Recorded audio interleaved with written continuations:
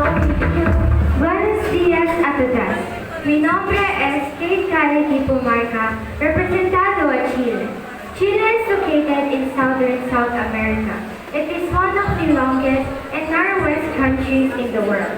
This country gained more economic prosperity than most any other country in Latin America due to their industrious culture and resource-rich land and sea.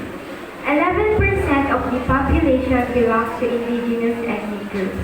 Again, I am Kate Kale Dipumarca, representing Chile. Gracias. Buenos días a todos, soy Allen Hakita, representing the Dominican Republic, a nation known for its stunning beaches, vibrant culture, and warm hospitality. It is home to the Caribbean's highest peak, the tallest mountain. The Pico Duarte is the tallest mountain in Caribbean and insular Atlantic region. Again, I'm Allen Hakita, representing the Dominican Republic.